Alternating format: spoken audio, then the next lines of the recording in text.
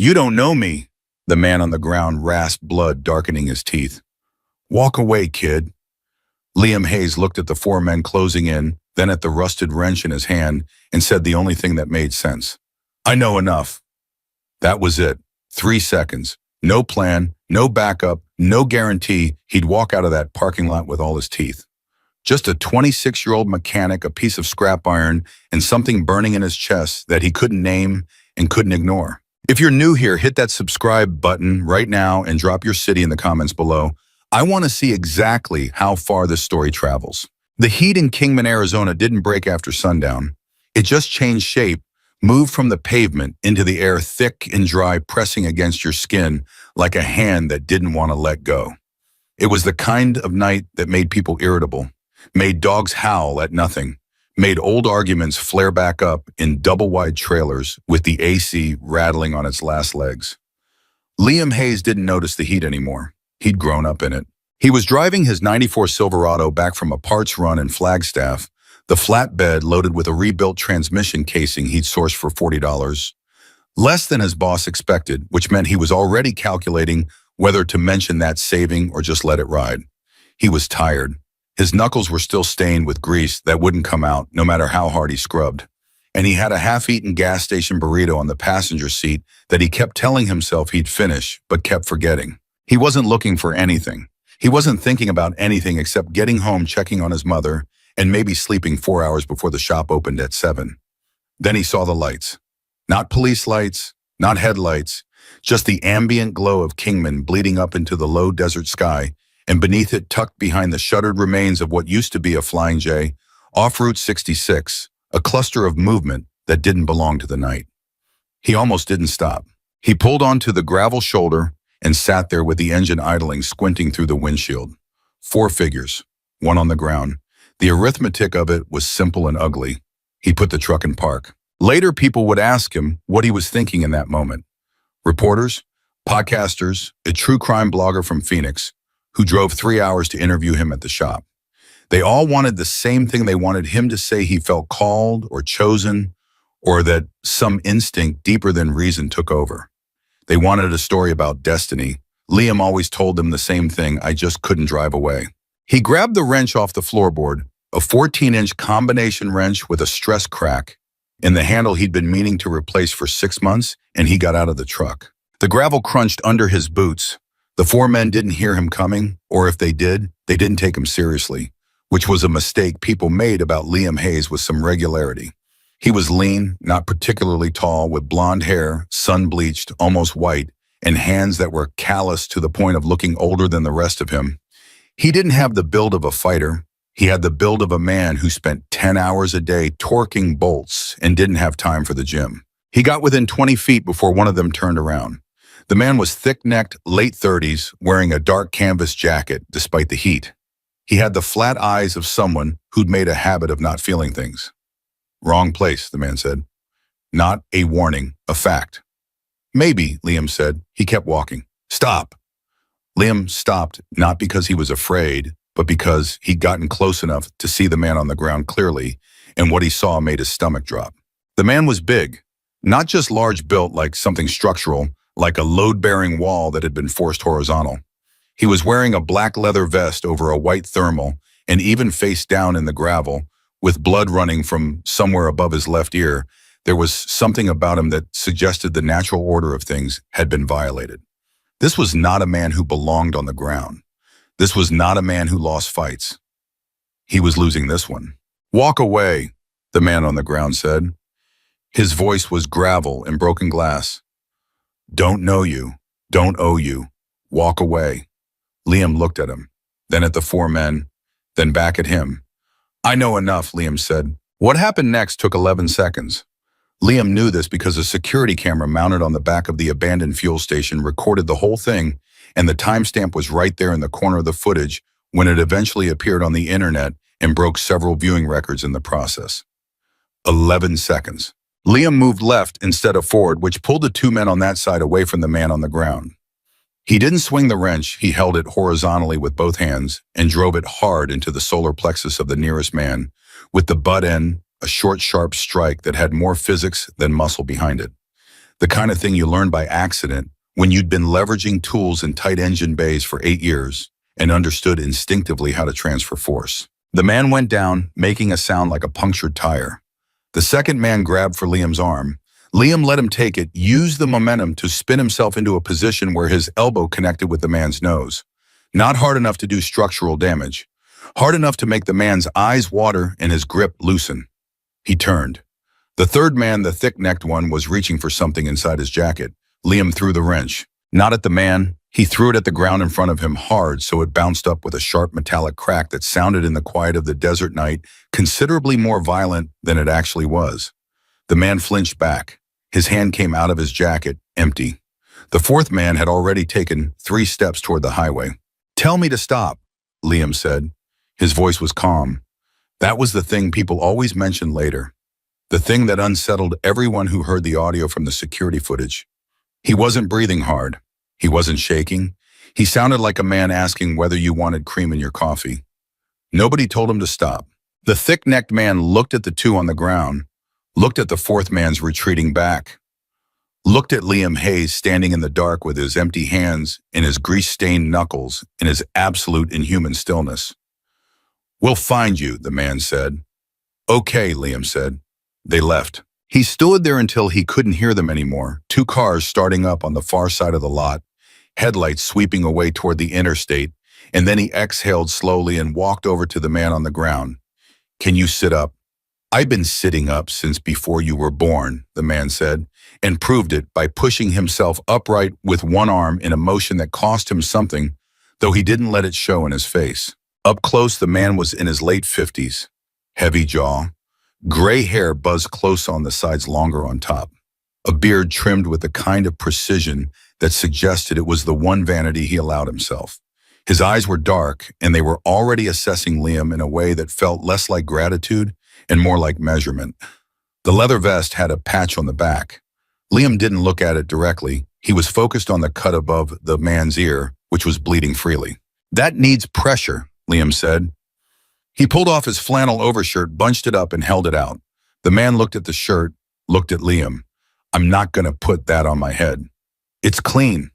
It's got motor oil on the sleeve." "The collar is clean," Liam said. "Use the collar." The man held his gaze for a moment, then took the shirt and pressed the collar against his ear with a hand that didn't tremble at all, which told Liam he was either in very good shape or very good at not showing pain. Probably both. "You know who I am?" The man asked. "No," Liam said. "You know who those men were?" "No, but you stopped anyway." It wasn't a question. Liam answered it anyway. "Yeah."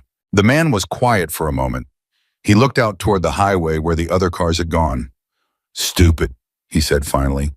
"Maybe," Liam said. "You want me to call someone? I've got a phone." "I've got a phone." "Okay." Liam stood up and walked to his truck and got out the small first aid kit he kept behind the seat, zip-tied to the roll bar, a habit from years of working with sharp metal in environments where you couldn't always run to a pharmacy. He came back, crouched down, and set it on the gravel next to the man without saying anything. The man looked at it. "You're a mechanic," he said. "Yeah." "Those tools in your truck, all yours?" "Some are the shop's." "What shop?" "Malone's, off Stockton Hill." The man nodded slowly. "I know Malone's. Old Ray's still running it. Ray retired 4 years ago. His nephew Danny runs it now. I'm the senior tech." "Senior tech," the man repeated, and something in his voice shifted, not mocking, more like he was filing information. "How old are you?" "And 26. The man made a sound that might have been a laugh, or might have been the wound talking. He pressed the flannel tighter against his ear. "You hit that man in the solar plexus with the butt end," he said. "Most people swing. You jabbed, like you knew exactly how much force you needed and didn't want to waste any extra." Liam shrugged. "Torque is torque." The man looked at him for a long moment. "What's your name?" Liam Hayes." "Iron Jack Mercer," the man said, and he said it the way a person says their name when they're used to it meaning something to whoever they're talking to. It didn't mean anything to Liam. "You need stitches," Liam said. "There's a 24-hour urgent care on Andy Devine. I can drive you." "I don't need a driver." "Your motorcycle's over there," Liam said. He'd noticed it during the fight, a Harley Street Glide, all black, parked at the edge of the lot at an angle that suggested it had been ridden fast and parked faster. You ride that home tonight with a head wound, and you'll eat the center divider before you hit the first traffic light. Jack Mercer looked at the motorcycle. He was quiet. I'll look at it while you get cleaned up, Liam said. Make sure nothing got damaged. Nobody touches my bike. I'm not nobody, and I'm not asking. You want it checked or you want to find out what's wrong with it at 60 miles an hour. Another long pause. Liam was learning that Iron Jack Mercer used silence the way other men used words deliberately to see what you'd do in it. Liam didn't do anything in it. He just waited. Fine, Jack said. The urgent care was 7 minutes away. Liam drove while Jack sat in the passenger seat with the flannel pressed against his head, not speaking, looking straight ahead. The burrito was still on the seat between them. Jack looked at it once. You want that? Liam asked. No. Me neither. He dropped Jack at the door and came back to the parking lot. The street glide was still where it had been left. He walked around it once without touching it, then crouched down and ran his hands along the frame, the exhaust, the lower fork legs. He checked the brake lines by feel intact, checked the clutch cable, checked the throttle grip for play. He found a crack in the left saddlebag bracket that had probably been there before tonight, and he found something else. Tucked behind the left foot peg, wedged into the gap where the engine guard bolted to the frame, a small black device roughly the size and shape of a book of matches with a magnetic backing. He held it in his palm for a moment. He didn't know what it was exactly, but he knew what it wasn't. It wasn't factory. It wasn't aftermarket. It was something that had been put there on purpose by someone who didn't want Jack Mercer to know it was there. He was still holding it when Jack came out 40 minutes later with 6 stitches above his ear and a look on his face that said the urgent care staff had had a memorable evening. Liam held up the device. Jack went very still. Where, he said. Left foot peg, engine guard bolt. Jack took it from him without a word. He turned it over in his fingers, and the look on his face was not the look of a man seeing something unexpected. It was the look of a man seeing confirmation of something he'd feared. How long you think it's been there? Liam asked. Long enough, Jack said. He put it in his vest pocket. Looked at the bike. Looked at Liam. You found that in the dark, he said. By feel. I check brake lines by feel. It's habit. What else did you find? Crack in the left saddlebag bracket. Hairline been there a while. You want it welded or replaced? I'd replace it. The metal's fatigued around it. Jack was quiet for a moment. Then he said, Are you working tomorrow? 7 a.m. I'll be there at 8. For the bracket. For the bracket, Jack said, but he said it in a way that meant something else entirely. He mounted the street glide slowly, not because he was afraid, but because his body was cataloging what tonight had cost it and sending him the invoice, and started it up. The engine turned over with a sound that Liam felt in his back teeth. Clean, properly tuned. Whoever maintained that bike knew what they were doing. Jack pulled to the edge of the lot and stopped. He didn't look back. Liam Hayes, he said just loud enough to carry. Yeah. Those men. The one you put down, the one you drove your elbow into. You could have broken his nose clean through. You didn't. Liam didn't say anything. Why not? Jack asked. Liam thought about it. Didn't need to. A pause. Didn't need to, Jack repeated to himself more than to Liam. Then he pulled out onto the highway and was gone. Liam stood in the empty lot for a minute. The heat was still there, sitting on his shoulders. His flannel was somewhere inside the urgent care, presumably in a biohazard bag. He had a transmission casing in the bed of his truck, in a shop opening in 6 hours, and a mother at home who would notice he'd been out late and wouldn't say anything about it, which was somehow worse than if she said something. He got in the truck. He drove home. He checked on his mother. She was asleep, her breathing the slow, deep rhythm of the medication she took for her kidneys, the medication that cost $412 a month after insurance. He stood in the doorway of her room for a moment with his hand on the doorframe, listening. Then he went to bed. He didn't know that 11 seconds of footage from a gas station security camera had already been sent to 3 different numbers by a man named Cruz, who'd been recording from the shadow of a concrete pillar 30 feet away. He didn't know the footage had already been uploaded, already been shared, already been seen by 400 people and climbing fast. He didn't know that by the time his alarm went off at 6 the next morning, it would have been seen by 400,000. He slept. In the morning, the world was going to find him. And in the world that Iron Jack Mercer moved through, a world Liam Hayes had no framework for, yet no language for, no map of finding a man like Liam Hayes was not a small thing. It was a very, very significant thing. It was the kind of thing that changed the weather. He was 20 minutes into his shift the next morning, hadn't even pulled the transmission casing off the truck yet, was still on his first coffee, still rubbing sleep from the corner of one eye, when Danny Malone came into the bay with his phone out and his face doing something complicated. Liam, in a minute. No, I need you to. Danny, I said in a minute. Someone filmed you last night. Liam set his coffee down. He took the phone. The footage was 31 seconds long. The timestamp said 11:47 p.m. The angle was wide, the lighting was terrible, but the action was clear enough. You could see him get out of the truck. You could see the wrench. You could see those 11 seconds, and then you could see him crouch down next to the man on the ground. And then this was the part that apparently had sent the footage viral. This was the detail that people couldn't stop talking about in the comments. You could see him go to his truck, come back with the first aid kit, and set it down next to the man without saying a word. He watched it once, then again. How many views, he asked. Danny took the phone back, looked at the number. As of right now, Danny's voice had gone quiet. About 900,000. Liam picked up his coffee, set it down again because his hand was doing something it hadn't done last night. In the parking lot, it was shaking. Not much, but enough to notice. That'll be nothing by noon, Danny said. He was right. By noon, it was 4 million. By the time Iron Jack Mercer walked through the door of Malone's auto at 8:03 that morning, 1 hour after Liam had started his shift, 17 minutes after he'd seen the footage, 12 minutes after he'd turned off every notification on his phone, the parking lot outside already had 2 cars that didn't belong, one of them with a camera on a tripod in the back seat. Jack looked at the cars, looked at Liam. You seen the video? Jack said. Yeah. How you feeling about that? Liam picked up a socket wrench. I feel like I've got a transmission casing to swap. Jack watched him for a moment. Then he walked over to the street glide, which was up on the lift with the saddlebag bracket already removed. He looked at it. He looked at the crack Liam had described the night before now, visible in the morning light, a thin gray line running through the weld at an angle that proved fatigue, not impact. You did this first thing, Jack asked. It was on the list, Liam said. I didn't give you a list. I made my own. Another silence. Liam worked. Jack watched. Outside, another car pulled into the lot. Those men last night, Jack said, they weren't random. Liam didn't stop working. I figured. You figured. You ride alone to an empty lot off 66 at midnight. 4 men are waiting.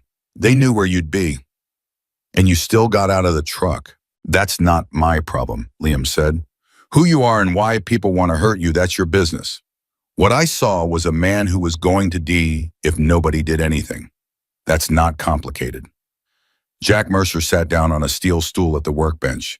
Slowly, his ribs clearly still speaking to him, and he put his hands on his knees and he looked at Liam. Haze, the way you look at something you weren't expecting to find, something you've been looking for without knowing you were looking. No, he said finally. It's really not. He reached into his vest. He set a business card on the workbench. It was plain white with a phone number and 2 words, Iron Jack. When you're done with my bike, he said, call that number. He stood up. Don't make me come back here to ask again, he said. I'm not good at asking twice. He walked out. Liam looked at the card for a long time. Outside, a news van was pulling into the lot. He put the card in his chest pocket, buttoned it shut, and went back to the transmission. The news van sat in the lot for 45 minutes before Danny Malone went out and told them they were blocking a service entrance and he'd have them towed if they didn't move. They moved. Then they parked on the street and pointed the camera at the front door anyway, which accomplished exactly nothing because Liam had locked the bay door from the inside and was working in silence with his phone face down on the bench. Danny came back in and stood there watching him for a moment. You're not going to talk to them, Danny said. It wasn't really a question. No, ma'am. They were going to write something anyway. They're going to write something anyway, Liam agreed. You could control what they say if you, Danny. Liam set down the socket wrench and looked at his boss directly. I got out of a truck and used a wrench. That's it. There's nothing to control. 2. Danny looked like he wanted to argue. He was 34, 3 years older than Liam, and he'd inherited the shop from his Uncle Ray, along with Ray's customers and Ray's lease, and Ray's very specific opinion about how a business should be run, which included the idea that any publicity was good publicity. He looked at the news van outside, then back at Liam. "It's 9 million views now," Danny said. Well, Liam didn't answer. 9 million, Liam, since last night. "I know the number." "Do you understand what that—" "I understand what it means," Liam said. "It means people on the internet watched a video. It doesn't mean anything happened." He picked up the socket wrench. "The transmission isn't going to swap itself." Danny left him alone. By 11, it wasn't just the one news van. There were 3 vehicles on the street, and someone had called the shop 4 times with a number Liam didn't recognize. He let all 4 go to voicemail. The first message was from a local TV affiliate wanting a comment. The second was from someone identifying themselves as a producer at a cable news network, same request. The third was a podcast host who said he had 3 million subscribers and wanted to fly Liam to Los Angeles, all expenses paid. The fourth message was different. It was a woman's voice. Older. Careful. She identified herself as a journalist, but not in the way the others had, not leading with her outlet or her subscriber count. She said her name was Patricia Wren, and she'd been covering motorcycle club culture for 11 years. And she said one sentence that made Liam play the message back 3 times. "The men who attacked Iron Jack Mercer last night, 2 of them have been identified.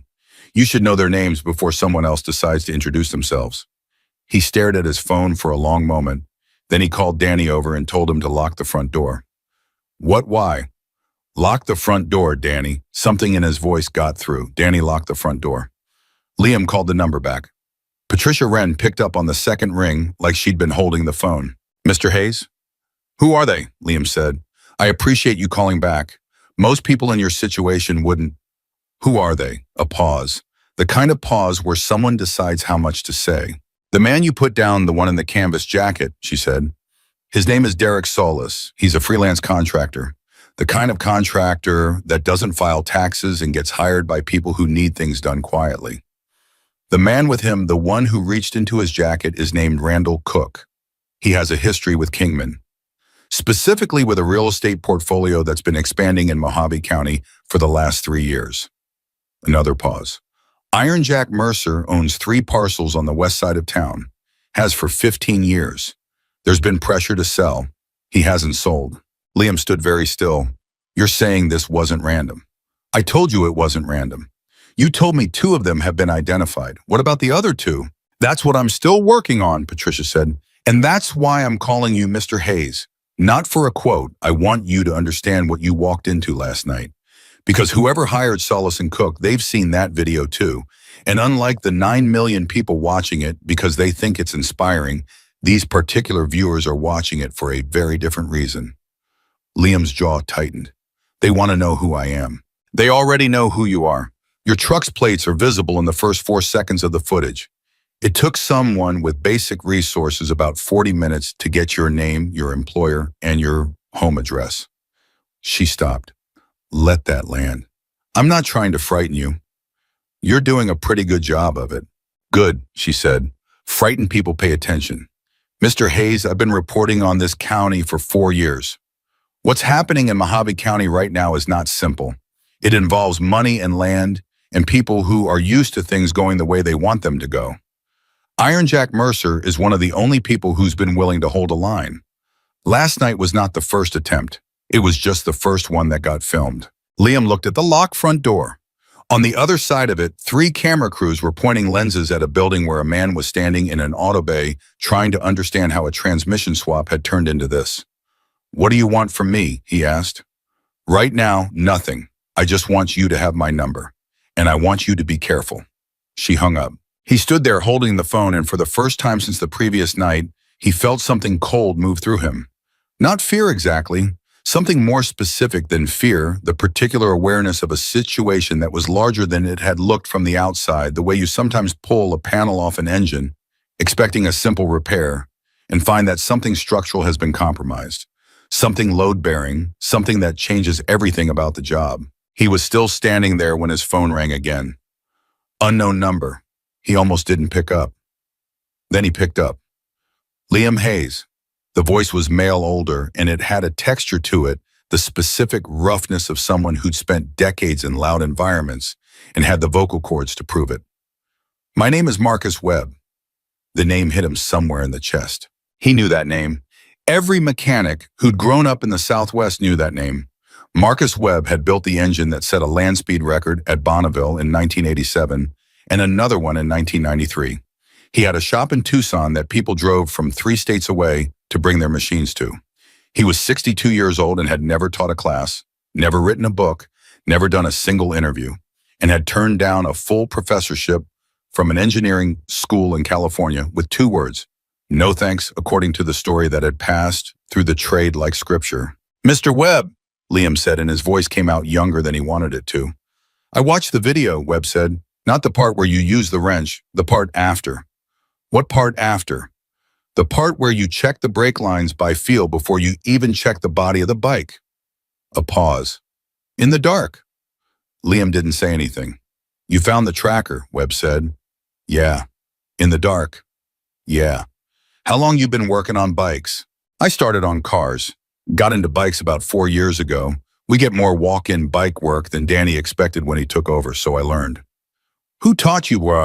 "Books mostly, some YouTube. Trial and error." A silence that Liam couldn't read. "Trial and error," Marcus Webb said to himself. "Is there something I can help you with, Mr. Webb?" "Jack called me this morning," Webb said. "He told me what you did. Not what's on the video, what you did before and after. The wrench, fine, that's instinct. But the kit, checking the bike, finding what you found." Another pause. "He asked me to call you." "He told me to call him." "I know, he wanted me to call first." Webb's voice shifted slightly. "I want to ask you something, and I want you to answer it honestly and without thinking about what the right answer is. Just what's true, okay? When you checked those brake lines, was that procedure or was that something else?" Liam thought about it, not for long. "Both them," he said. "It's procedure because it's habit. But with that bike specifically, something felt off when I walked around it. The weight distribution was wrong, not much, but enough. I wanted to know why. And the tracker was behind the foot peg, small, magnetic backing, but it had a physical weight to it, plus whoever put it there disturbed some road grime around the mount. That's what I felt when I ran my hand along the guard. The grime pattern was wrong." A long silence. "How long have you been a senior tech?" Webb asked. 4 years at Malone's, 2 years before that at a place in Flagstaff. "You're 26. You sound like Jack." "Jack's not wrong very often," Webb said. Then without transition, "I'm going to ask you something and you don't have to answer. But I want you to think about it before you say no." A beat. "Have you ever thought about what you could do with your hands if you had the right materials and the right environment and someone who knew how to direct it?" Liam leaned against the workbench. "Everyone thinks about that," he said. "Not everyone has hands like yours." "You've never seen my hands." "I've seen how they move," Webb said. "The video, you adjusted the torque mid-swing. You weren't thinking about it, you just did it. That's not learned behavior, Mr. Hayes. That's kinesthetic intelligence. It's extremely rare, and most people who have it spend their whole lives in situations too small for what they're capable of." Liam's throat was tight. He didn't know why, exactly. "My mother's sick," he said. It came out of nowhere. He hadn't meant to say it. Webb didn't miss a beat. "I know. Jack told you." "Jack did his homework this morning." "What does she have?" "Chronic kidney disease. Stage 3, but it moves. The medication's expensive. I have good days and bad days with the insurance." He stopped. "Why does that matter to this conversation?"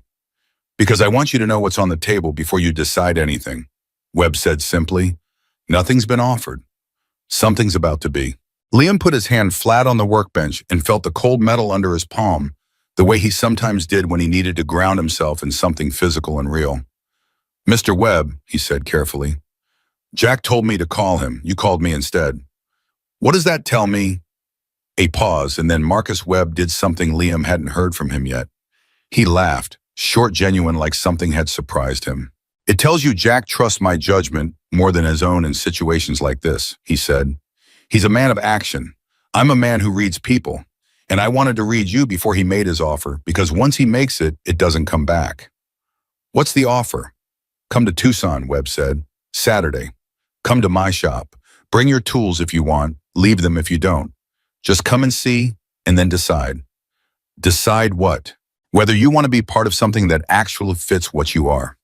The bay was quiet. Outside, Liam could hear the low mutter of the news crews on the street, could hear Danny moving around in the front office, could hear the Arizona heat pressing against the walls of the building like it always did, like it had his whole life, like it was going to keep doing whether he made this decision or any other one. I'll think about it, Liam said. Don't think too long, Webb said. Things are moving. He hung up. Liam set the phone down and looked at the street glide on the lift with the saddlebag bracket still off. He thought about Webb's question what you could do with your hands if you had the right materials, and he thought about his mother's medication and the stack of bills on the kitchen counter that she kept turned face down because she didn't want him to see her looking at them. He thought about the tracker behind the foot peg. He thought about Patricia Wren saying they already know who you are. He thought about Derek Solis and Randall Cook, and two more names he didn't have yet, and about the real estate portfolio expanding across Mojave County, like something spreading under the surface. He picked up the socket wrench and went back to work. He needed to think, and he thought best with his hands moving. He was deep in the transmission swap, had it half out, was working on the cross-member bolts when he heard the knock at the bay door.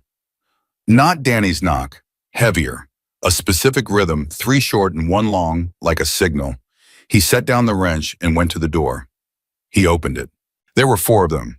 Not the 4 from last night, different men entirely. They were wearing vests. Different patch than Jack's different chapter, but the general language was clear enough. These were not men who'd come to get their oil changed. The one at the front was in his 40s, thick through the shoulders with a look on his face that was not hostile, but was absolutely not friendly either. He looked at Liam the way you look at something you've heard about, but weren't sure you believed. Liam Hayes, he said, yeah, we need to talk. About the fact that you've got 2 local reporters on the street and a camera trained on your front door, and you're standing in a bay that doesn't have a back exit, the man said. And about the fact that the people who hired Solis last night are not happy about the video.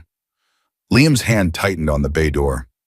Who are you? He said. My name's Ruiz. I write out a Flagstaff chapter. He held Liam's gaze. Jack called us. Jack told me to call him. Jack also had a conversation this morning that changed his timeline, Ruiz said. Solis and Cook were picked up about an hour ago, not by the police, by people we're not sure about yet. That's a problem because they were the cleanest link to whoever hired them. Liam stared at him. They were picked up, he said slowly, as in taken. As in they're gone and nobody's talking about it, Ruiz said, which means whoever is behind last night has the resources to make 2 men disappear from Kingman, Arizona in broad daylight within 18 hours of a failed job. He paused. And they've seen a video of your face. The cold thing moved through Liam again, sharper this time. Jack wants to meet, Ruiz said.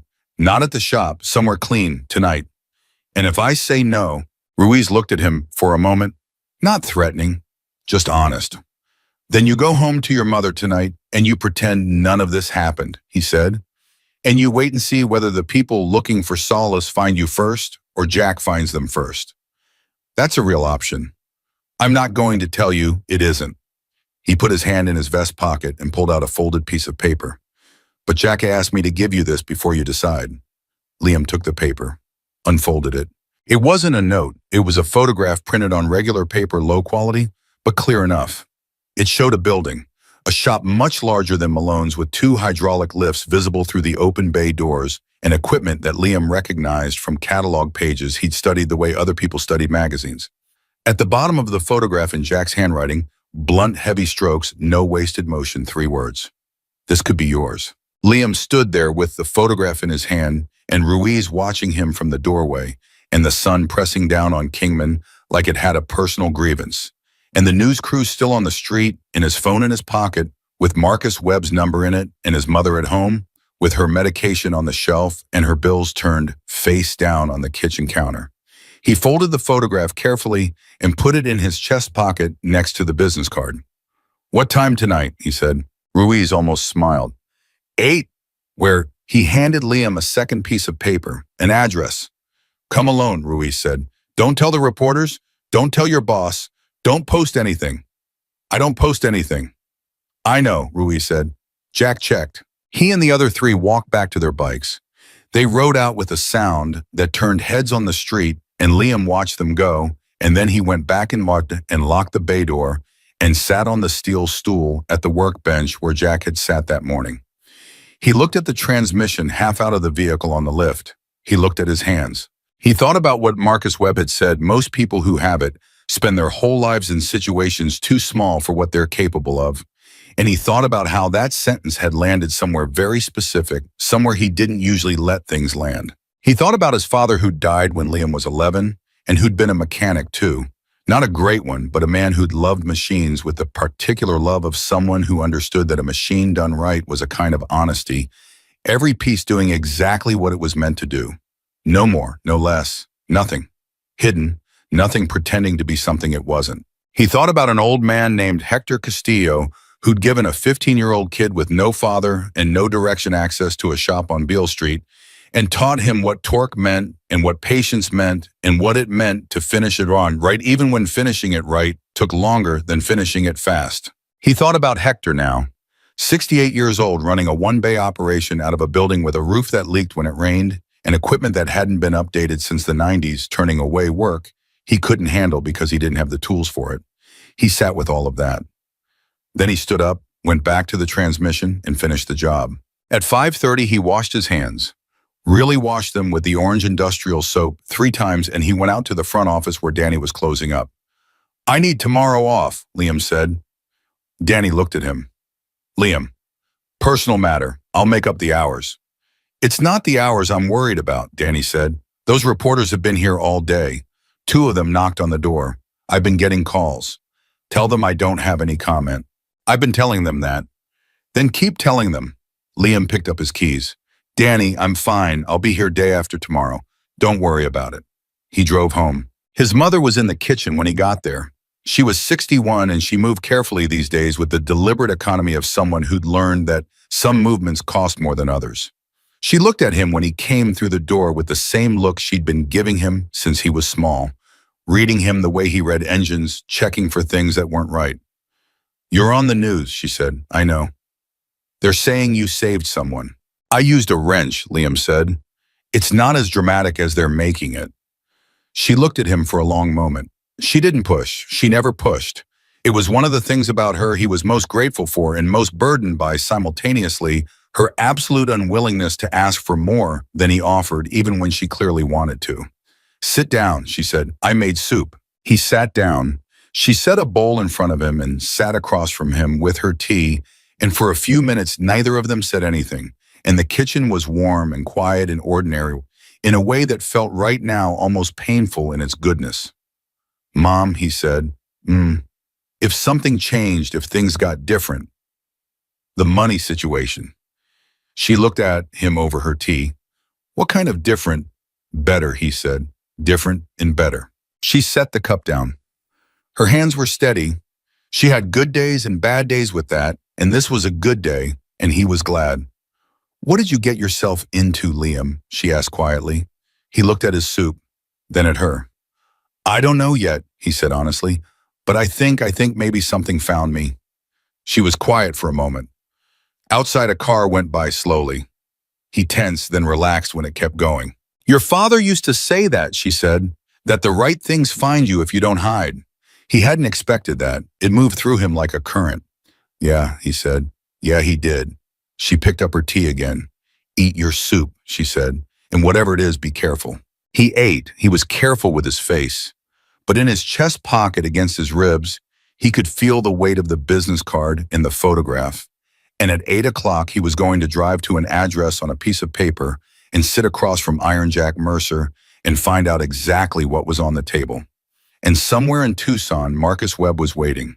And somewhere in Mojave County, 2 men named Solis and Cook had disappeared in broad daylight. And 9 million people had watched 31 seconds of footage of a mechanic from Kingman who just couldn't drive away. He finished his soup, he washed the bowl, he kissed his mother on the top of the head. Then he went to his room and sat on the edge of his bed and looked at his hands in the low light, front and back the way you look at tools before a job, assessing, checking, making sure everything was where it needed to be. At 7:45, he got up, put on his jacket, and walked out the door. The address Ruiz had given him was a ranch property 12 miles outside Kingman, down a county road that turned to packed dirt after the first mile and a half. Liam drove it with his headlights on low and his windows down, and the desert on both sides of him was absolutely dark and absolutely quiet, in the way that only desert got, not peaceful exactly, but indifferent, the way things are when they have been around long enough to stop caring about individual outcomes. He almost missed the turn. There was no mailbox, no reflector, just a gap in the scrub that became a driveway when you committed to it. He committed. There were 6 motorcycles parked outside a low building with light coming through the windows.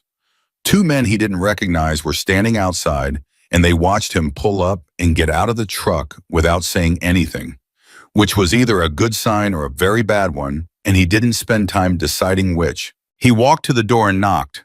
Jack opened it himself.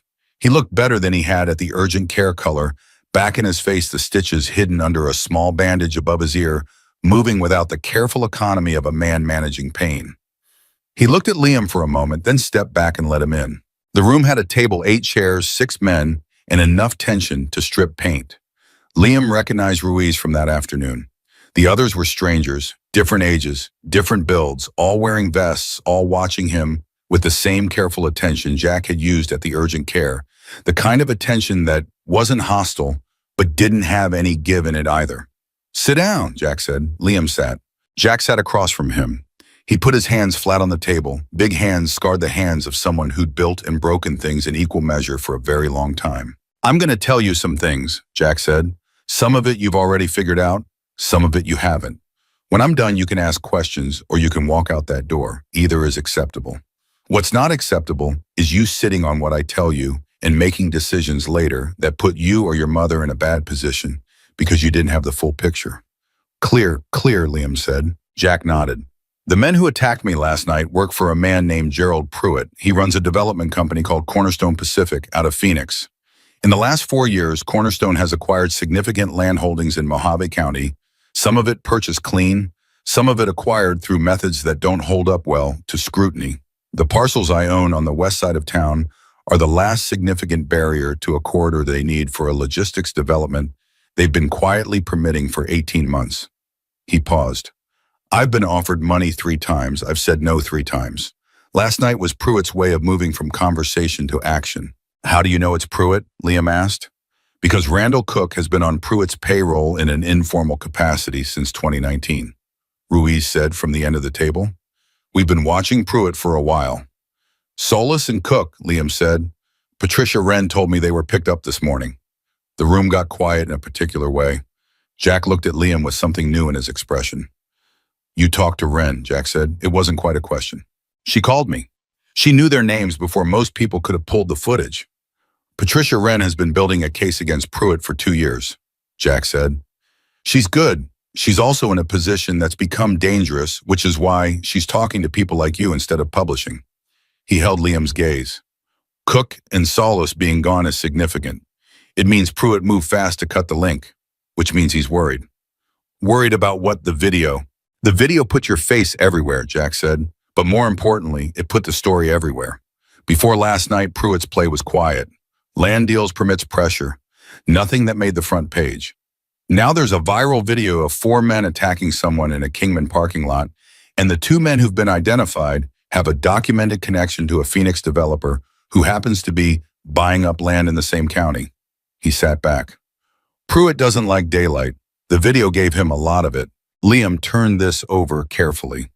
"And I'm in the video." "You're in the video," Jack said, "which makes you relevant to Pruitt's problem in 2 ways. First, you're a witness who can identify Solis and Cook by voice and physical description. Second," he paused, "the way you handled yourself last night has attracted attention from people other than Pruitt, and that attention is something Pruitt can't ignore." "What people?" Liam said. Jack looked at him steadily. "Me, Marcus, the network we operate within, which brings me to why you're sitting at this table instead of talking to a reporter on your front porch." He reached to his right and slid a folder across the table. Liam opened it. Inside were 2 documents. The first was a service contract, mechanical consultation, maintenance, and technical support for a fleet of vehicles. The compensation figure was more than Liam made in a year at Malone's. More than 2 years if he was being precise. The second document was a medical coverage agreement. His mother's name was on it, her exact diagnosis.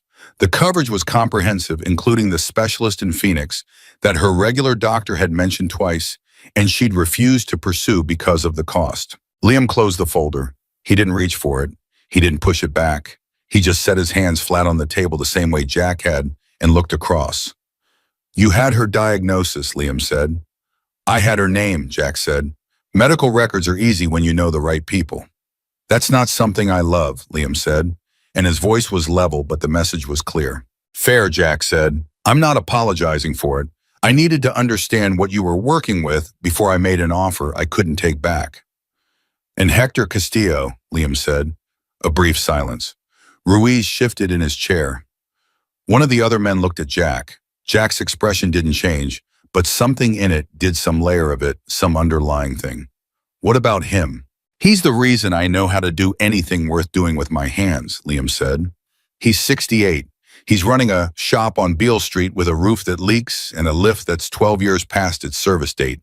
He turned down retirement because he's got nowhere to go and nothing to retire to." He looked at Jack directly. "I'm not signing anything until you tell me what Hector's situation looks like if I say yes to yours." The room was quiet. Jack looked at Liam for a long time. Liam let him look. He'd learned in the last 18 hours that Jack used silence as an instrument to measure, to test, to understand what a man was made of when nothing was filling the space. Liam let the silence be what it was and didn't try to fill it. "What are you asking for?" Jack said. "I'm not asking for anything extravagant.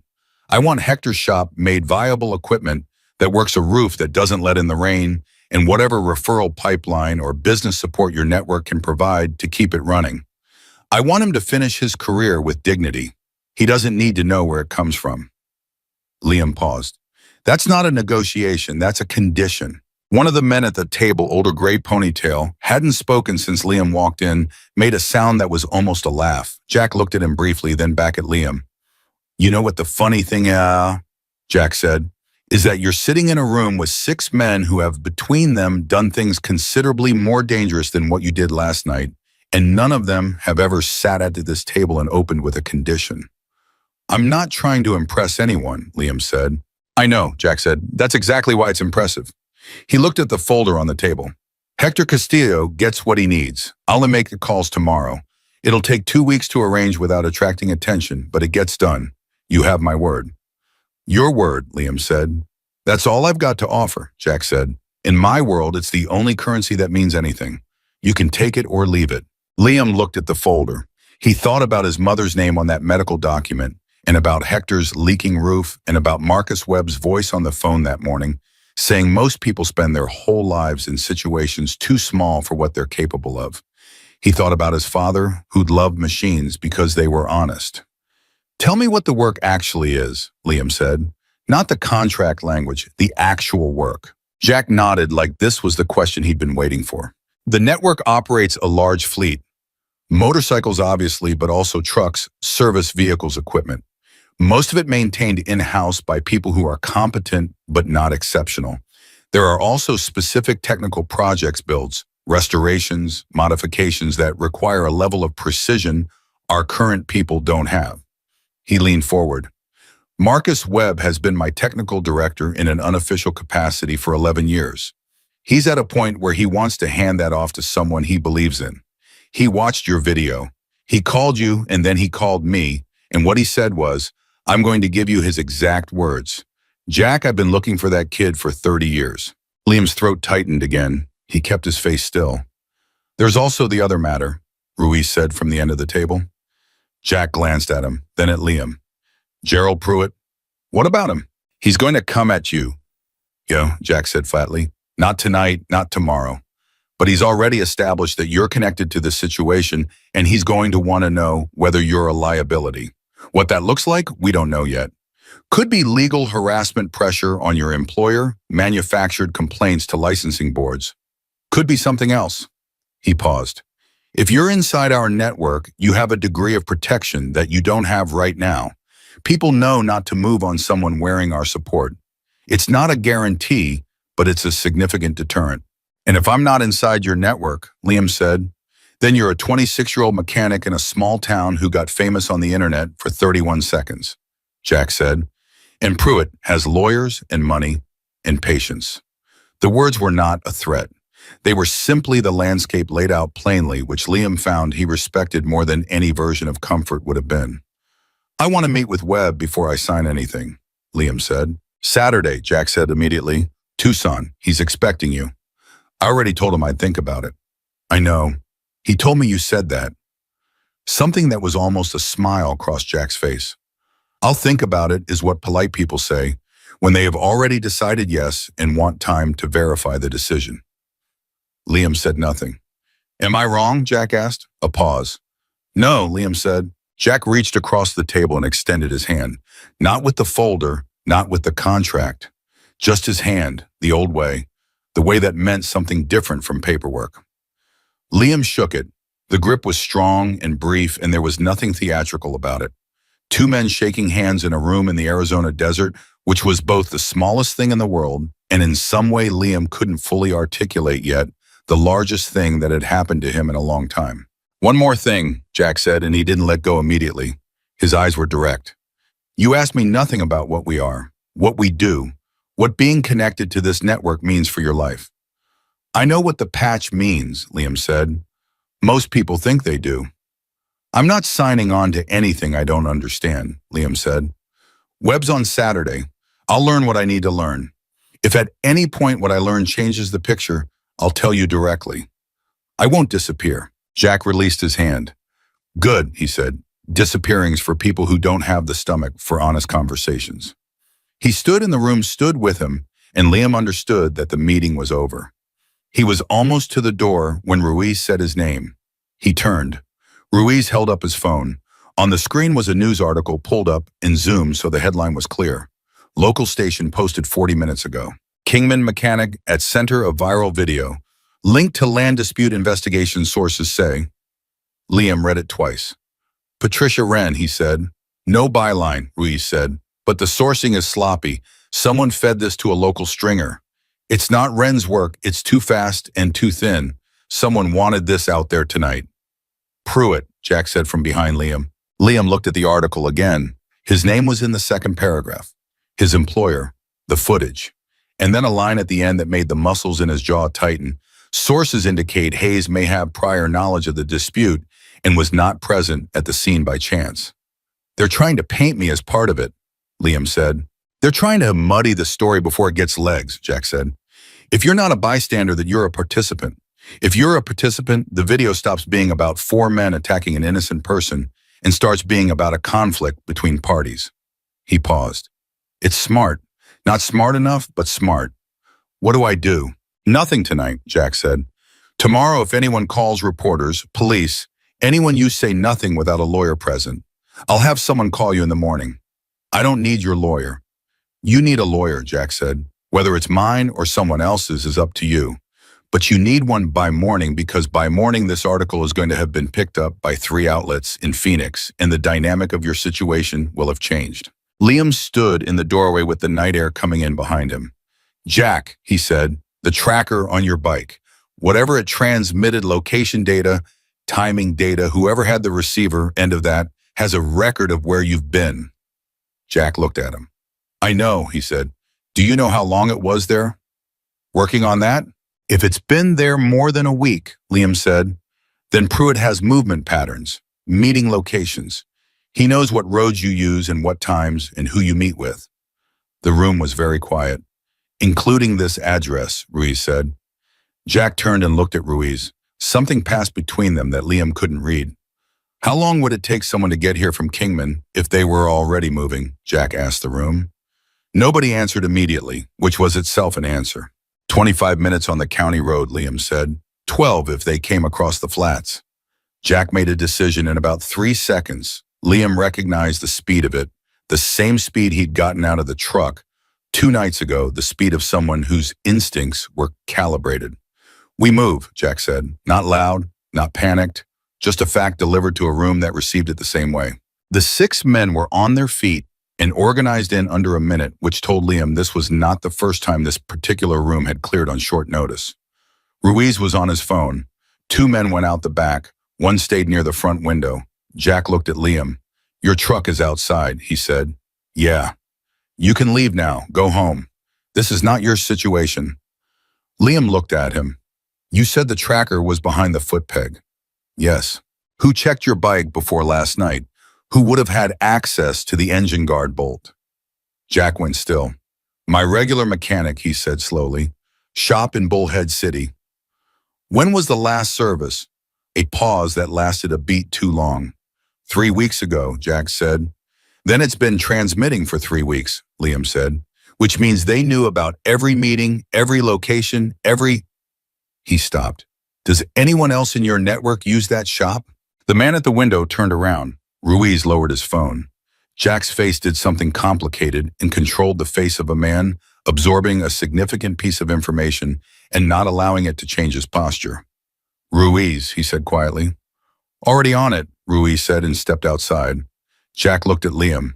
"You figured that out just now." "It was the obvious question," Liam said. "It wasn't obvious to anyone else in this room." "Everyone else in this room was thinking about Pruitt," Liam said. "I was thinking about the bike." Jack looked at him for a moment. Then he said, "Go home, Liam. Take a different route than you came. Don't stop." "And Saturday?" "Saturday is still Saturday," Jack said. "More important now, not less." He put his hand briefly on Liam's shoulder.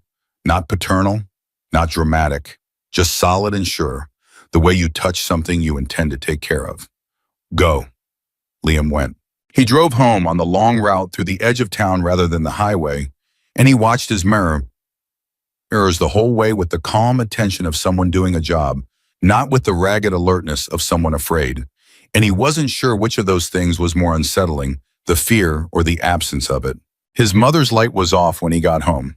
He stood in the dark kitchen for a moment. Then he got a glass of water and sat at the kitchen table and pulled out the 2 pieces of paper from his chest pocket, the business card and the photograph, and laid them flat on the table in front of him. The photograph showed the shop in Tucson. He looked at it in the low light for a long time, not with longing exactly, but with the clear-eyed recognition of someone who understood what they were looking at. That shop had the kind of equipment that made certain jobs possible that were otherwise impossible. It had space and resources, and if Marcus Webb was in it, a standard of craft that almost nobody in the Southwest was working at. And outside this kitchen, somewhere in Kingman or Phoenix or Bullhead City, there was a man named Gerald Pruitt who had just realized that the mechanic in the viral video was connected to the one person he'd been trying to remove for 3 years, and that the mechanic had found the tracker, and that the mechanic had a mind that worked in ways that complicated the picture considerably. Liam put the photograph and the card back in his pocket. He went to bed. He lay in the dark and thought about his father saying that the right things find you if you don't hide, and about Marcus Webb saying his hands knew more than his words, and about Iron Jack Mercer saying go home with his hand on Liam's shoulder in a way that meant something closer to come back. He thought about Hector Castillo and a roof that leaked when it rained. He closed his eyes. And 3 miles away in a parking lot, he couldn't see a man he didn't know yet was photographing his truck's license plate from a phone, sending it to a number in Phoenix, and receiving in return a single word: confirmed. He found out about the photograph of his truck at 6:47 in the morning when Patricia Wren called him before his alarm went off. He picked up because he'd saved her number, and because in the last 48 hours she'd proven to be the one person feeding him information that turned out to be accurate before it mattered rather than after. "They've been watching your house," she said, no preamble. Liam sat up. "Since when?" "I don't know exactly. I got a tip an hour ago from someone who saw a car parked on your street last night that didn't belong to the neighborhood. Dark blue Tahoe, no plates visible. It was gone by 5 a.m. She paused. "It's confirmation that Pruitt's people have made you a priority." He was already standing, moving to the window. The street was empty. Normal. Morning quiet. "The article last night," he said. "I saw it. That's not my work." "I know." Jack said it came from someone feeding a stringer. Pruitt's people trying to muddy the narrative. A brief silence. "You met with Jack last night." "That's not something I'm going to confirm or deny to a journalist." "Fair," she said immediately. Then let me tell you what I know, and you can do what you want with it. Pruitt has a meeting in Phoenix today with the county permitting office. Routine on the surface, but the timing is interesting given what happened 2 nights ago. My read is he's trying to accelerate the corridor permit before the story gets big enough to attract regulatory attention. Another pause. If that permit goes through, the land dispute becomes considerably harder to fight. Jack's parcels can be condemned under certain infrastructure provisions if the corridor is officially designated. Liam's jaw tightened. How long does he have? The meeting's at 2. Permits at that level don't get approved same day, but preliminary authorization can be granted, which is essentially the first domino. Once that falls, the legal process becomes very difficult to interrupt. She stopped. I'm telling you this because you're in the story whether you want to be or not, and people who are in a story without understanding it tend to make decisions that hurt them. What do you need from me? He asked. Nothing right now, she said, but I want you to keep my number close. If anything happens today, anything that feels off, anyone you don't recognize approaching you, call me before you call anyone else. Why before anyone else? Because I've been watching Pruitt for 2 years and I know how he operates, she said.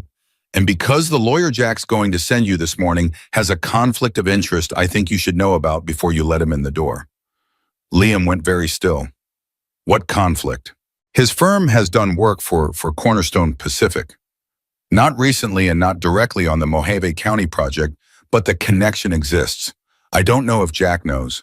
I don't know if it's intentional, but you should know. She hung up. He stood in his room for a moment. Then he got dressed, moved to the kitchen, started coffee, and called Jack before the pot finished brewing. Jack answered on the first ring, which meant he hadn't slept or had slept very little, which in turn meant the situation at the ranch had developed after Liam left. The lawyer you're sending me, Liam said. What firm?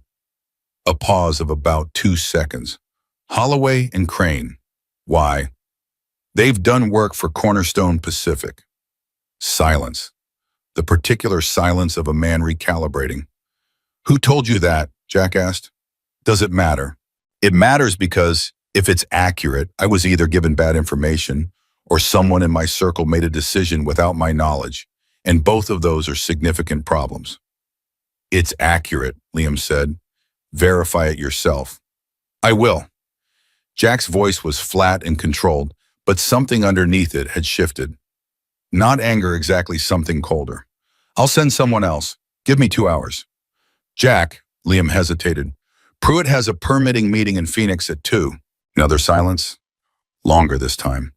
Who's your source? Jack asked. Someone who's been watching him longer than you have, Liam said. The preliminary authorization on the corridor permit. If he gets it today, what does that do to your position? Jack exhaled slowly. It makes the next 6 months very expensive and very complicated. It doesn't end it, but it changes the math significantly. A pause. How do you know about the corridor? Because I've been paying attention, Liam said. That's what you wanted, right? Someone who pays attention. A sound that was almost a laugh, but not quite. Yeah, Jack said. That's what I wanted. So what do we do about 2 o'clock? We don't do anything about 2 o'clock, Jack said, and his voice had the particular firmness of someone drawing a line they intend to hold. You go to work, you talk to the new lawyer when she arrives, and you stay inside the building. What happens in Phoenix today is not your problem. But, Liam, the tone changed. Not hard, but definite. You've been in this situation for 48 hours. There are things in motion that started long before you were in the picture, and there are people handling them who've been doing this for years. Your job right now is to not become a liability by moving too fast. A pause. Can you do that? He wanted to argue. He recognized the impulse and assessed it and let it go. Yeah, he said. Good. Lawyer's name is Sandra Okafor. She'll be at the shop by 9. She's not connected to any of this. She's out of Flagstaff. She's good, and she owes me a favor that predates Cornerstone Pacific by about a decade. He hung up. Liam drank his coffee. His mother came out in her robe and looked at him the way she always did, reading the room before reading the person. You're up early, she said. Couldn't sleep. She looked at him for a moment, then went to the cabinet and got her own cup without saying anything else. They sat at the kitchen table together in the morning quiet, and Liam was aware with a specificity that surprised him of how much he wanted to protect this exact thing, this kitchen, This woman, this ordinary silence. Mom, he said, if someone calls today, someone you don't know, don't answer. She looked at him over her cup. And if someone comes to the door, don't open it. Call me. She set her cup down. Liam Michael Hayes, she said, which was how he knew it was serious. What exactly did you get into 2 nights ago? He looked at her. He made a decision. Something bigger than I expected, he said, but I'm handling it, and it's going to make things better for us. I need you to trust me for a few more days. She held his gaze. She had the same eyes he had, same color, same directness, the eyes of someone who'd learned early that a looking away was expensive. I've trusted you since you were 11 years old and told me you'd figure out how to fix the car yourself, she said. You did then. I'll trust you now. She picked up her cup and stood. But Liam, she said from the doorway, whatever this is, don't let it cost you who you are. Money and protection are one thing. What you are is another. Don't trade one for the other. He sat with that for a long time after she left. Sandra Okafor arrived at Malone's at 8:55, which was 4 minutes before the shop opened, and 5 minutes before a man Liam didn't recognize drove slowly past the front of the building in a dark Tahoe with no front plates. He clocked the car from the bay window. He didn't react visibly. He noted it. Sandra was 41, precise, and had the manner of someone who assessed every room in about 4 seconds and stored the assessment efficiently. She shook his hand, looked at his grease-stained knuckles without comment, and sat across from him in Danny's office with a yellow legal pad and a recorder she asked permission to use. Jack tells me you need general counsel for a situation that's developing rapidly, she said. That's one way to put it. What's your way? There's a viral video of me. 2 men in it have disappeared. A developer who may have arranged the attack in the video is trying to reframe the narrative to implicate me. I've been offered employment by the man who was attacked, and last night someone was watching my house from an unplated vehicle. He paused. That's the summary. Sandra looked at him for a moment. She clicked the recorder on. Start from the beginning, she said. All of it. He started from the beginning. He was organized and precise and left nothing out except the address of the ranch and the specific details of Jack's network, which Sandra didn't ask about and he didn't offer. She listened without interrupting, taking notes in a handwriting so small it looked like code. When he finished, she reviewed her notes for a moment without speaking. The article that placed you in the land dispute, she said. Did you give anyone information that could have created that connection? No. You're sure? I'm sure the only people I've talked to are Jack Ruiz, Marcus Webb by phone, and Patricia Wren. Wren wrote that article. No byline. She says it wasn't her. She'd know her own work, Sandra said half to herself. She made a note. The conflict issue with Holloway and Crane. How did you find out? Source I trust. Wren again. He didn't confirm it. Sandra made another note. The man who drove past, outside, she said. Dark Tahoe, no front plate. You got to look at the driver. Partial, white male 40s, heavy build. Dark jacket. Sandra stopped writing. Dark jacket, she said. Yeah. Canvas or wool, something cold moved along Liam's spine. Canvas. She set down her pen. Carefully. The way you set something down when your hands need to be deliberate. Derek Solis wears a dark canvas jacket, she said. It's on his record. Identifiable clothing he's worn in 3 separate documented incidents. She looked at Liam directly. He wasn't picked up, Liam, or if he was, he's been released. And he's here. The shop was quiet around them. Through the wall, Liam could hear the faint sound of Danny running water in the bathroom. Ruiz told me Solis and Cook were taken by people they couldn't identify, Liam said slowly. Ruiz told you what he knew at the time? Sandra said, information changes. She picked up her phone. I need to make a call. To Jack. To the Mojave County Sheriff's Office, she said, because what you just described, an identified assault suspect surveilling a witness, is something I can do something about officially. And right now, official is better than unofficial.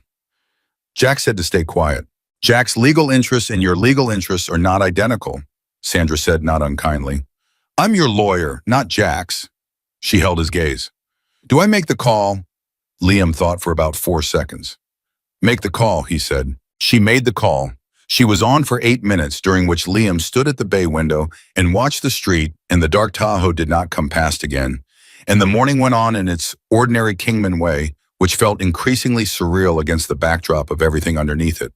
When she hung up, her expression was the expression of someone who'd received information that confirmed a suspicion and didn't enjoy being right. Solis was brought in for questioning last night, she said. Released this morning at 4 a.m. Insufficient evidence to hold. Cook is still unaccounted for, which means one of two things: either Pruitt's people are protecting him or someone else has him. She paused. The deputy I spoke to also mentioned that there's been a report filed this morning against you. The word landed in the room like something thrown. Against me, Liam said. Derek Solis filed a complaint 40 minutes ago claiming that you approached him and 3 associates in a parking lot 2 nights ago and assaulted them without provocation. Sandra's voice was steady and professional, but her eyes were direct. He's claiming self-defense on his part and premeditated assault on yours.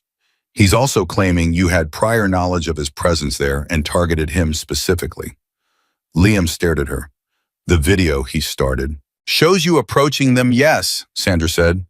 From the right angle, with the right framing, the creative reading of 31 seconds of footage could be made to support his version. It won't hold. The man on the ground is visible. The 4-on-1 dynamic is clear, but it doesn't need to hold. It just needs to create enough noise to make you a defendant rather than a witness, which completely changes your position legally and publicly. Liam turned away from the window. He put both hands on the workbench and stood there with his head down for a moment, not from defeat, but because he needed to feel the metal under his palms, needed something real and fixed, while the situation shifted underneath him. This was what the Tahoe was for, not surveillance, confirmation. Solis drove past to make sure Liam was here at work, served and cornered, before the complaint landed. What do I do? He said. You do nothing publicly for the next 6 hours, Sandra said. I'm going to file a counter-complaint, get your statement formally documented, and make sure the security footage from the gas station is preserved with proper chain of custody before anyone with an interest in its disappearance can interfere with it. She stood up. And you're going to call Marcus Webb. He looked at her. Jack told you about Webb, he asked. Jack told me enough, she said. What happens in Tucson on Saturday changes the calculus of your position. Right now, you're a private individual with no institutional backing, caught between 2 large forces. That's the worst place to be. Webb's offer, whatever the specific terms are, gives you a different kind of standing. She picked up her legal pad. I'm not telling you to accept it. I'm telling you that the landscape looks different depending on which side of that decision you're on. She stepped out to make calls, and Liam was left alone in Danny's office with the morning sun coming through the blinds in flat bars and the sound of the street outside and the very specific weight of a situation that had, in the space of 48 hours, gone from a wrench in a parking lot to a legal complaint, a surveillance operation, a corrupt permit meeting in Phoenix, and a missing man who might be protected or might be dead. He called Jack. Jack picked up in one ring again. Solis filed a complaint, Liam said. I know. Jack's voice was tight. I heard 20 minutes ago. You didn't call me. Sandra was with you. Jack, Liam stopped, restarted. Is there anything else I don't know that I should know? A pause, the kind that meant yes. The shop in Bullhead City, Jack said. The mechanic who serviced the Street Glide 3 weeks ago. His name is Tommy Reyes. He's been with us for 6 years. Another pause. We found a second tracker this morning on Ruiz's bike. Same placement, same device. Liam closed his eyes briefly. Tommy put it there, he said. Tommy had access, Jack said carefully. We don't have confirmation yet. Jack, same placement, same device, 2 bikes serviced by the same man. That's confirmation. A silence. Yeah, Jack said quietly. It is. Where's Tommy now? That's what we're working on. Does Pruitt know you found the trackers? If Tommy told him yes, if Tommy's been out of contact, then Pruitt's working with incomplete information, Liam said. He doesn't know what you know or when you found out. He thought quickly. The permit meeting, 2 o'clock. If Pruitt thinks his intelligence is still intact, he'll be confident going into that meeting, which means he won't be watching for interference. Liam, Patricia Wren has been building a case for 2 years, Liam said. She has documentation. If she had something that connected Pruitt directly to Solis and last night's attack, and if that something made it to the right desk at the county before 2 o'clock, That's not how it works, Jack said, but his voice had changed. The flatness was gone. Something underneath it was listening. You told me last night that Pruitt doesn't like daylight, Liam said. The video gave him some, but a video of a parking lot fight is one thing. Documentation of a developer orchestrating an assault on a private citizen to coerce a land sale, that's a different kind of light entirely. That's the kind of light that delays permit meetings indefinitely. Silence. You've been in this for 2 days, Jack said. I know. You're talking about moving against a man with serious resources in a very short window. I'm talking about giving a journalist information she already half has, Liam said. She does the rest. That's her job. A long pause. If I make a call, Jack said slowly, and certain documentation becomes available to Wren before noon, documentation that's been sitting in a folder for a while, waiting for the right moment, you had nothing to do with that. You were at work all morning. Your lawyer was with you. I was at work all morning, Liam said. My lawyer was with me. And Saturday is still Saturday, Jack said. And Saturday is still Saturday. The call ended. Liam put his phone in his pocket and went out to the bay and picked up his tools. Danny was pulling a sedan onto the second lift, and the ordinary work of the morning resumed around him, the smell of oil and rubber and metal, the specific sounds of a working shop, the work itself which asked nothing of him except precision and attention and the willingness to finish what he started. At 11:43, Patricia Wren published a piece. Not a local station article, not a stringer item, a full investigation piece, byline sourced and specific, running on a regional platform with a reach that covered the entire Southwest. It named Gerald Pruitt, it named Cornerstone Pacific, it cited documented communications emails, meeting records, payment logs connecting Pruitt's company to Derek Solis across 3 separate engagements over 14 months. It included a timeline of the Mojave County land dispute, the 3 refused offers to Jack Mercer, and a detailed account of the assault on the night of the viral video, framed not as a biker incident, but as an orchestrated act of coercion against a private property owner. It also included in the final section a brief account of the complaint Solis had filed that morning against Liam Hayes, which Patricia characterized as, in her precise and well-sourced language, consistent with a pattern of retaliatory legal action used by Cornerstone Pacific to silence witnesses and complicate narratives in prior land acquisition disputes. By 12:30, the Pruitt piece had 40,000 shares. By 1:15, the county permitting office in Phoenix released a statement indicating that the 2 o'clock meeting regarding preliminary corridor authorization in Mojave County had been postponed pending review of materials recently brought to the office's attention.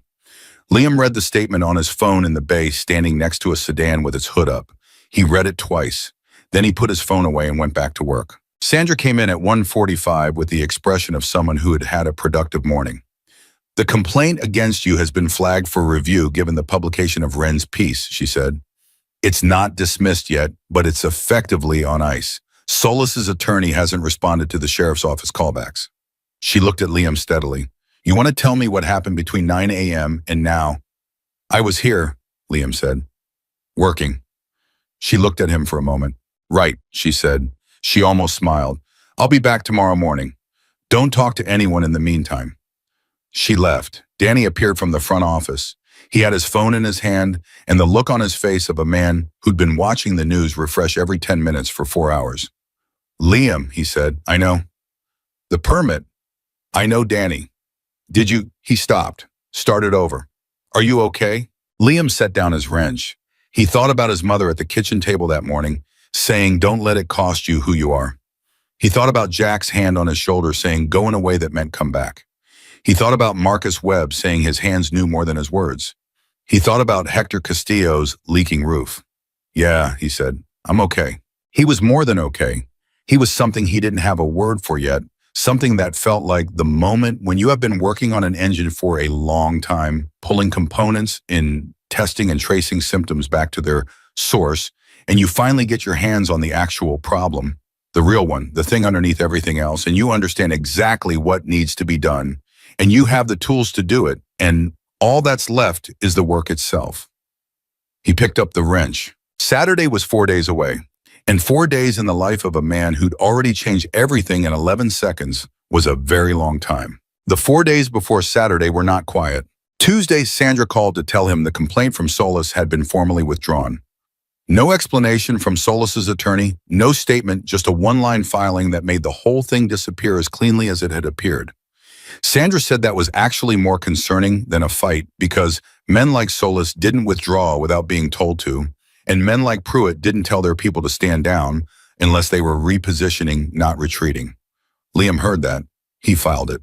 Wednesday, Ruiz showed up at the shop with two men Liam hadn't seen before and spent 40 minutes in the parking lot talking on the phone. He came in afterward and told Liam without being asked that Tommy Reyes had been located. He was in Laughlin, Nevada in a motel room, and he hadn't placed the trackers under duress or coercion. He'd done it for money. $11,000 paid in 2 installments, the second of which had cleared 4 days before the attack on Jack. Liam listened to all of this without saying much. "What happens to him?" he asked when Ruiz finished. Ruiz looked at him. "That's not your concern." "I'm making it my concern," Liam said, "because if what happens to Tommy Reyes is something that creates another problem layered on top of this one, then it matters to me." Ruiz held his gaze for a moment. "He's being dealt with internally," he said. "Nothing that puts anyone in a cell.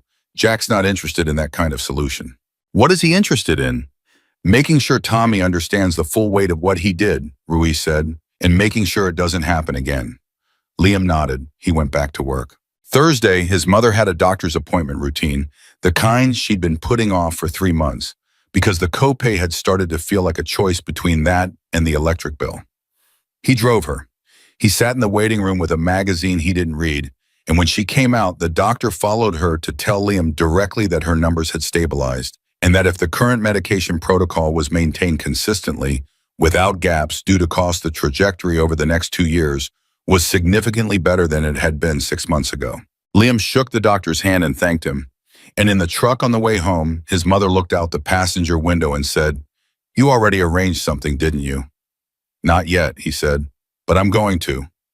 She didn't ask anything else.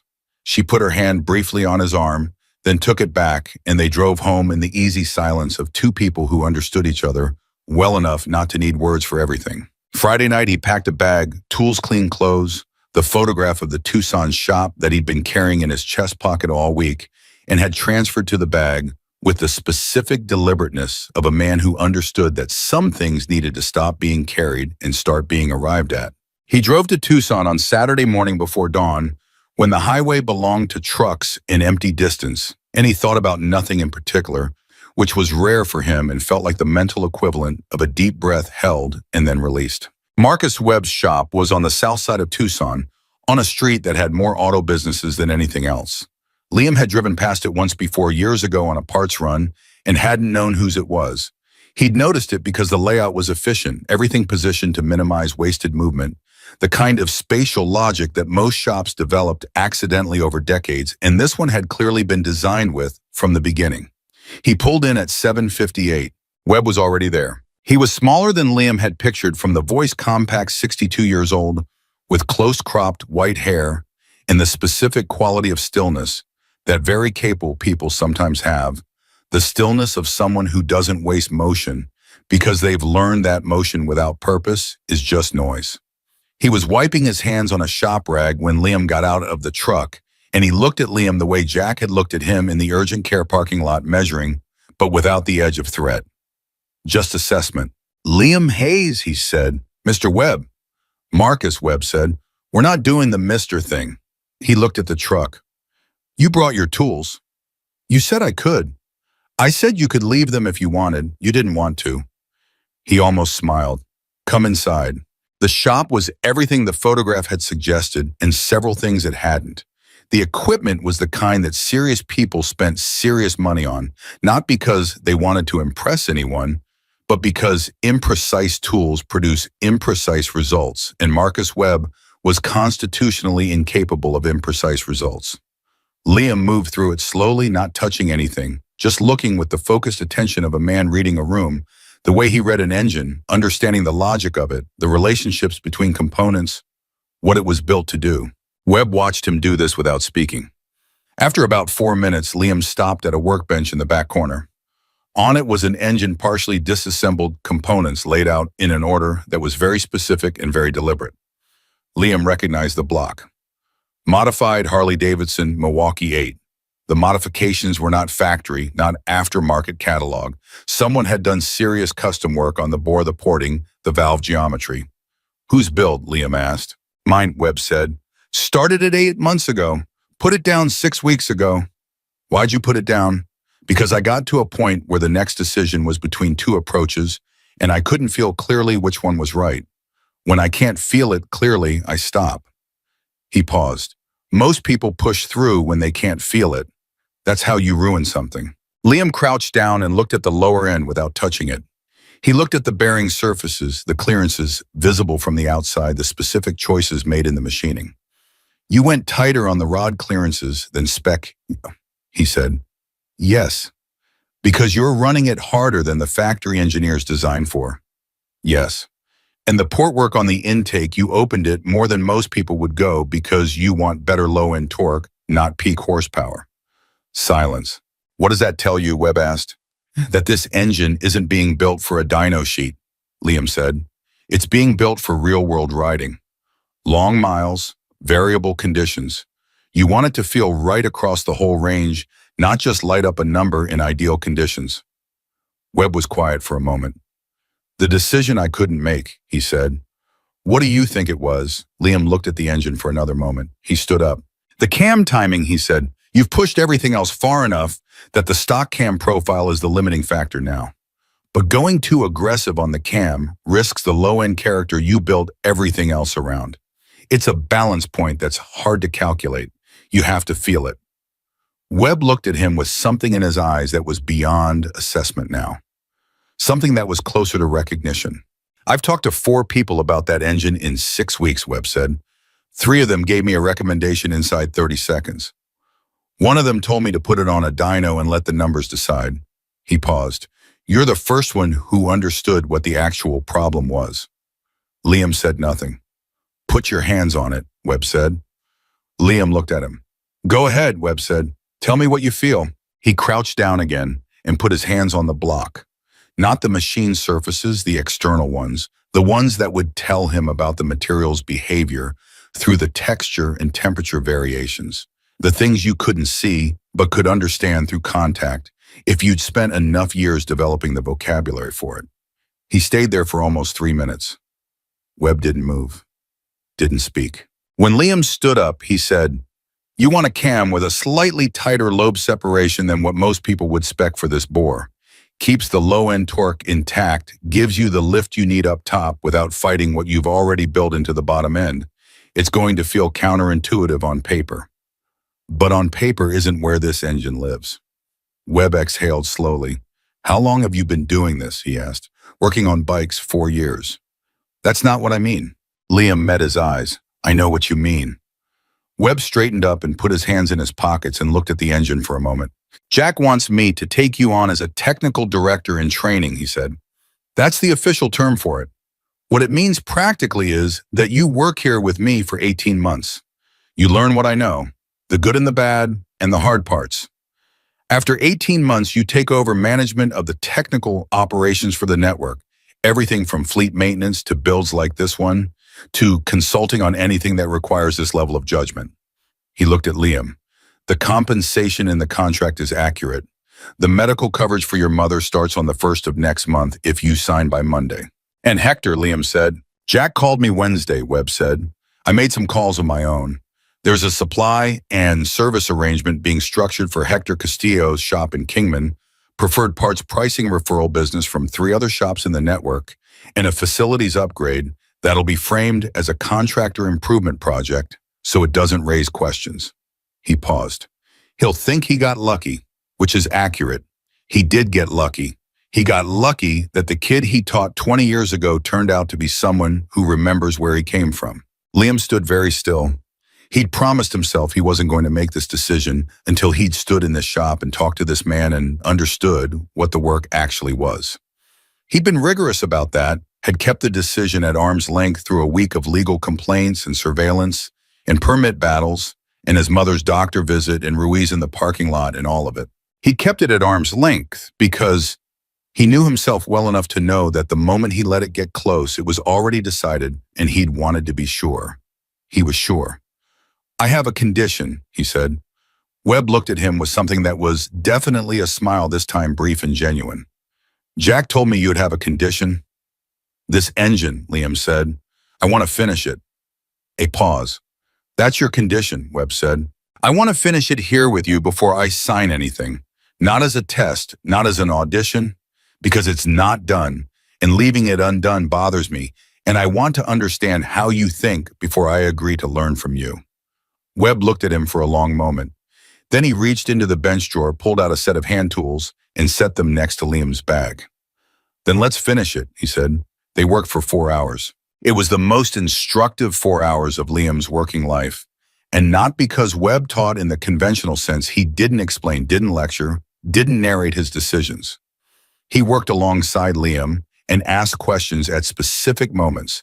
And the questions were the teaching, each one positioned precisely at the point where a choice was being made, forcing Liam to articulate the reason for the choice before making it, which was harder than it sounded, because most of the time, Liam made choices with his hands before his mind caught up, and the question of why required him to work backward from instinct to language. At one point, 2 hours in, Webb stopped and looked at him. You're doing something I've only seen twice before, he said. Liam didn't stop working. What's that? You're running the calculation before you know you're running it.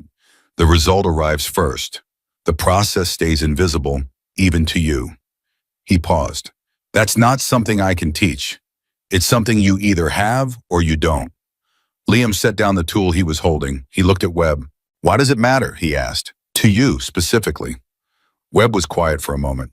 Because I've been doing this for 40 years, he said. And I've spent most of that time doing the work, but not enough of it making sure the work continues after I'm done with it. I'm 62.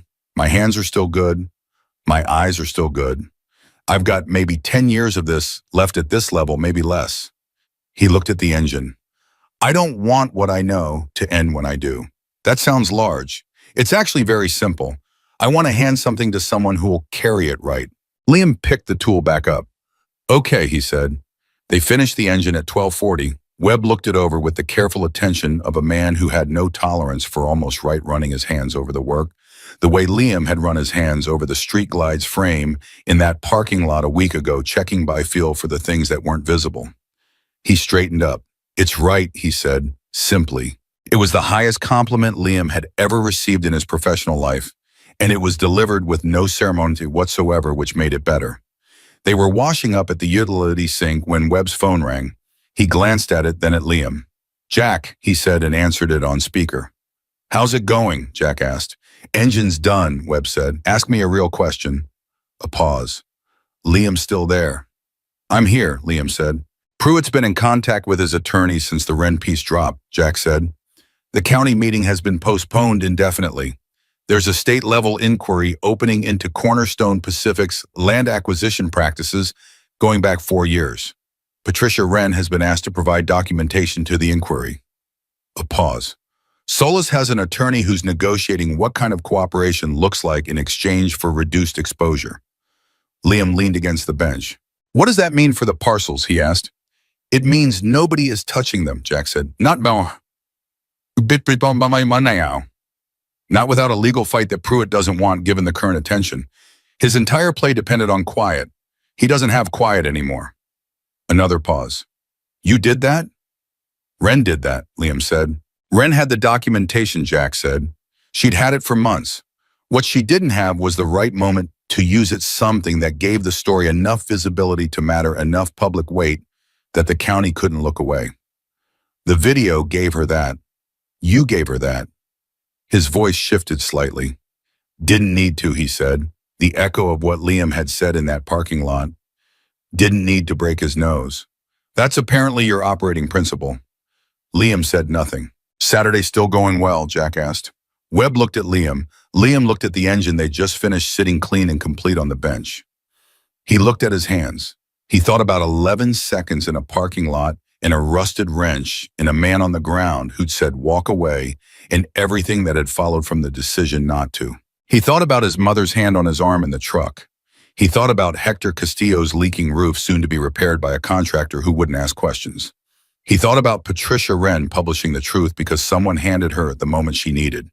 He thought about Tommy Reyes in a motel room in Laughlin, and Derek Solis pulling his complaint, and a permit meeting that would not happen on the timeline Gerald Pruitt had planned. He thought about his father saying the right things, find you if you don't hide. He hadn't hidden. He'd gotten out of a truck with a rusted wrench and walked towards something, instead of away from it, and everything that followed had been the consequence of that, not luck, not destiny, just the simple compounding arithmetic of one honest decision made at speed in the dark. Saturday went well, Liam said. He heard something in Jack's voice then. Not warmth exactly, Jack. Mercer wasn't built for warmth the way most people meant it, but something adjacent to it. Something that was satisfaction and respect in the particular quality of a man who'd been right about something he cared about being right about. Good, Jack said. I'll have Sandra send you the paperwork Monday morning. He hung up. Webb dried his hands and looked at Liam. You need lunch, he said. Yeah. There's a place 2 blocks over. Good green chile. We'll walk. They walked. The Tucson morning had gone full and bright around them, the heat doing what desert heat did, pressing down with a completeness that didn't apologize for itself. Liam walked with his hands loose at his sides and his mind quieter than it had been in a week, the specific quiet of a man who has made a large decision and made it right. One thing, Webb said as they walked, the 18 months, it's not going to be easy. I know. I'm not a patient teacher. You spent 4 hours this morning not explaining a single thing and just asking questions at the exact right moment, Liam said. That's the most patient kind of teachings there is. Webb looked at him sideways. He said. They got lunch. Webb ordered for both of them without asking which, under other circumstances, Liam would have found irritating and in this context found oddly comfortable, like a thing that was already settled between them. They ate without talking much, which was fine. Liam had learned in the last week to read silence differently, not as absence, but as presence, as a thing that serious people used when words would only dilute what was already understood. On the drive back to Kingman that afternoon, Liam called his mother. She picked up on the 3rd ring. How'd it go? She asked. Good, he said. Really good. A pause, he could hear her exhale. When do you start? 2 weeks, he said. I need to give Danny notice. Train whoever takes my spot. Danny's going to be upset. Danny's going to be fine. He's got 2 good techs coming up. He just doesn't know it yet. A pause. Mom, the medical coverage. It starts next month. The specialist in Phoenix, the one Dr. Ewan mentioned. Liam. I'm making the appointment, he said. Not a question. I'm making it Monday. Silence on her end, the kind that meant she was holding something together. Okay, she said quietly. Okay, he said. He drove. The highway was straight and long, the way Arizona highways were the kind of road that made you feel both very small and very located. Like the landscape was indifferent to you personally, but precise about where you were. At the Kingman exit, he took the surface roads instead of the highway spur, and he drove past Malone's out of habit, dark now, closed for the weekend, the bay doors down the lot empty. He'd worked there for 4 years, and the place had given him what he needed when he needed it, and now he was moving past it, which was the right thing, which didn't make it simple. He drove past it and didn't stop. He drove past the turnoff for Route 66, past the gas station, with the security camera that had recorded 31 seconds of footage that had been seen by 22 million people by Thursday, and was still climbing past the empty lot where a week ago he had gotten out of a truck with a rusted wrench because he couldn't drive away. He didn't stop there either. He drove home. His mother was in this kitchen, and there was soup on the stove again, and the house smelled like warmth and ordinary life, and Liam Hayes walked through the front door of the only place he'd ever fully been himself, and stood in the kitchen with his jacket still on, and looked at the woman who had raised him alone and loved him without condition, and turned the bills face down on the counter so he wouldn't see her worry. She looked at him. You're different, she said. Same, he said. She shook her head. Same person, different weight. She turned back to the stove. Sit down. He sat down. She set a bowl in front of him. He looked at it for a moment, the steam, the smell, the simple, concrete realness of it, and something in his chest settled into a place it hadn't occupied in a long time. He thought about a rusted wrench. 11 seconds. A man on the ground who'd said walk away, and a 26-year-old mechanic from Kingman, Arizona, who had never once in his life been very good at doing what he was told when what he was told contradicted what he knew was right. He picked up the spoon. 3 seconds in a dark parking lot had started all of this. Not because Liam Hayes was extraordinary, in the way that stories usually required, not because he was fearless, or chosen, or built for something larger than himself, but because he was the specific person he was, with the specific hands he had standing in the specific place where something needed doing, and he had not looked away. That was the whole of it. That was enough. Liam Hayes ate his soup, and in 2 weeks he would drive to Tucson with everything he owned in the bed of his truck, and the work he was built for was finally waiting for him, and he was ready.